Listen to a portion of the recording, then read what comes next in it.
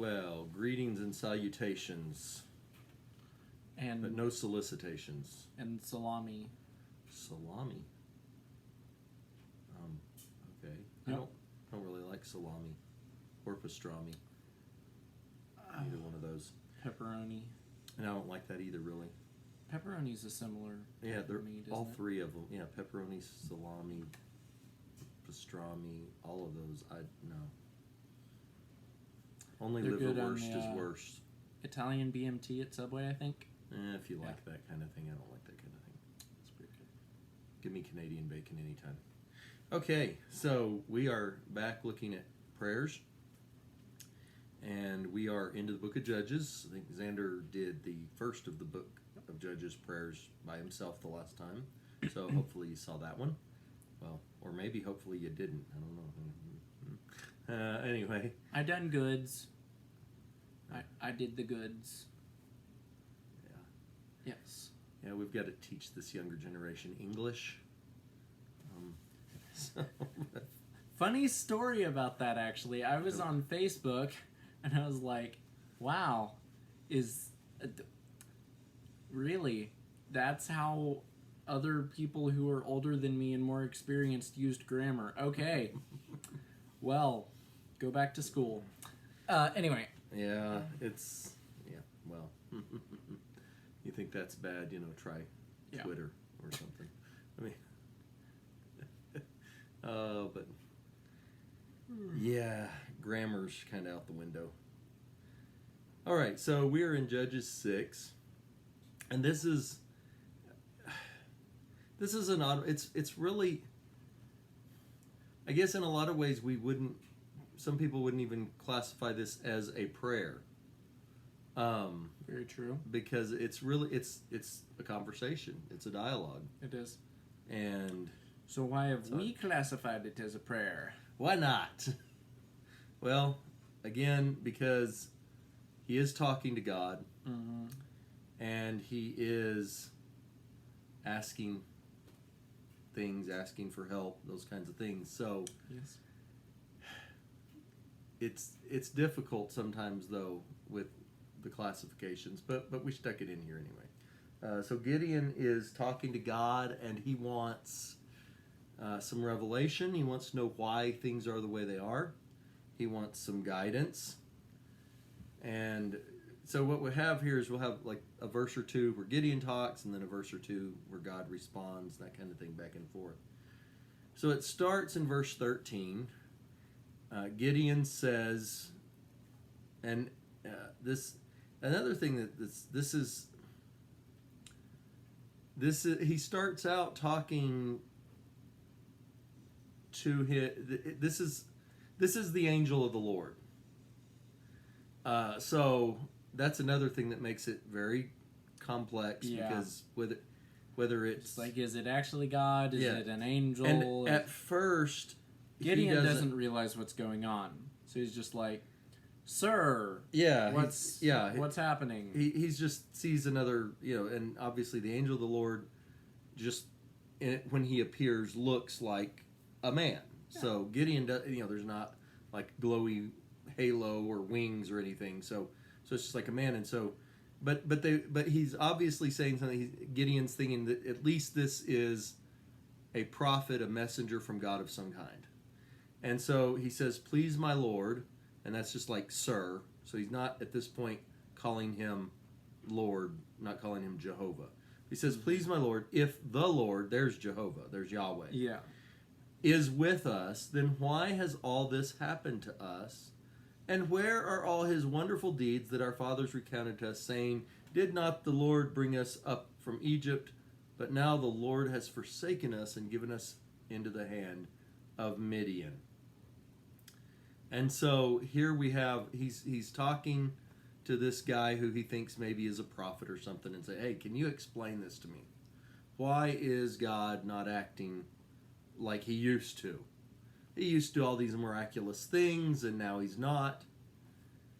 And so, lots of things that have happened, and he's wondering now, why has God abandoned us? Why are we slaves to the Midianites? we're under the bondage of the Midianites, and I they're think torturing us and stuff. I think it's interesting that we have passed by the first 4 judges before we get to second prayer in this book, because the judges were kind of supposed to be the spiritual leaders and the physical leaders of God's people during this time, correct? Yeah, well, certainly they were military leaders, and certainly they were supposed to be godly to lead people who back were to God. Yeah. That was kind of the idea behind it. But just because of that, I find it interesting that the first prayer, the one that I talked about, was just the people of Israel as a whole right after Joshua died. No judges had risen up yet. They were just kind of all together as a group. The people were just praying to God. Yeah. And now we've just skipped over the first 4 judges, Othniel, Ehud, Shamgar, Deborah, and we're on to Gideon before we even see another prayer. Yeah. Well, and with Deborah, you've got the whole song praise to God thing. That's true. And, a lot of times it's not to say that they never prayed to God. Well, yes. Maybe they did. But this is the first one recorded. So, yeah, it is kind of odd, you would think. But, then again, you think about how much we skipped through a lot of people that didn't have prayers. It's definitely an interesting thing to see what prayers are recorded and then so much we don't know about. But verse 14 then gets into what lets us know who Gideon's really talking to. Yep. Because it says, and the Lord turned to him and said. So here we know this person that Gideon is talking to is not just a prophet, not just some random guy, not even just an angel from God, but that the angel that he's seeing here is actually the Lord. And this is much like the situation when the Lord came down and talked to Abraham and appeared as a man. Yes. And there's a whole there's a name for this, but anyway, a theophany, I guess is what they call it, an appearance of God. Kind of like an epiphany, but it's a theophany. Yeah, I got it. It's just, it's been a while. It's a weird word. But anyway, so the Lord turns to him and says, "Go in this might of yours and save Israel from the hand of Midian. Don't I send you?" And Gideon comes back and he says, "Might? What you talking Lord, about? how can I save Israel? Behold, my clan is the weakest in Manasseh, and I am the least in my father's house." So in his entire tribe, his group is the weakest, the smallest, whatever. And then of that tribe, he's the weakest. So he is the weakest of the weakest. And he's just like, you're talking about might. What? Strength? What? I'm not doing nothing. Sorry. Yeah, he's like, I can't do this. But the Lord said, yeah, you can. I will be with you. You shall strike the Midianites as one man. Yeah. So, I mean, you're going to strike down this entire mighty group like it's just one dude that you're beating up and striking down. So that's pretty amazing. But that's the power of God. It's what God's able to do. And Gideon's back. Yep. And he says, "If now I have found favor in your eyes, then show me a sign that it is you who speak with me. Please do not depart from here until I come to you and bring out my present and set it before you." And the Lord said, "I will stay till you return." Yeah. So he said he'll wait. So Gideon goes and fixes some unleavened cakes, gets a goat ready, gets some flour, puts it all together and brings it out here and presents this offering. And this is where then the angel of God, the angel of the Lord, the Lord himself says to him, okay, you take the meat and the unleavened cakes and put them on this rock, pour the broth over it that you brought and all this. And so he does. And the angel of the Lord just reaches out with the tip of his staff and touches it, and fire just consumes it all. Mm. All the meat, all the cakes, everything. Just the fire just comes right up out of the rock and consumes it. And so now it disappears. This section is interesting because not only do we have Gideon praying, having a conversation with God, but we also see a sacrifice, an act of worship being done basically in the middle of the prayer. Yeah, that's definitely an interesting one. It's very unique, and a lot of uniqueness in this prayer situation. Certainly. That is something, what are we calling it? Lessons. A few lessons back, we were in the car with Spencer, and Spencer and I did the video on how we learn to pray, how we pray maybe differently from other people, difficulties in prayer. Distractions. One of the things that I will actually do fairly often in prayer is just combining various different parts of worship. And so with a prayer, say a silent prayer in the middle of the Lord's Supper in church to help focus, because not only do you have to be focused on the Lord's Supper, but then you're also focused on talking to God, and it just helps you remind yourself even more so that, hey, now is the time for focus on the sacrifice that God has given. Or in a private prayer, and some of the songs that we have are prayers. There's what Father, hear the prayer we offer, and then it goes on. But there are songs that are prayers. Yeah. But yeah, and one thing it might make people uncomfortable in public worship, but things that you can do privately. Yes. With you and God. Yeah, and it's interesting. Certainly don't want to say, if you're doing a public prayer, stop in the middle and lead a song. In the middle of the prayer, just lead the first verse of the song. That's totally fine.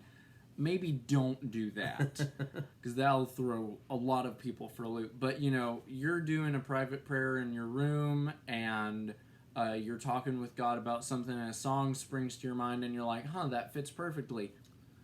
Yeah. Start singing it. And nothing wrong with that. We'll get to that, too, when we talk about prayer and fasting, too, because fasting is another item that is often completely excluded from our talk about worship, but it is a submissive act toward God that's very much worshipful.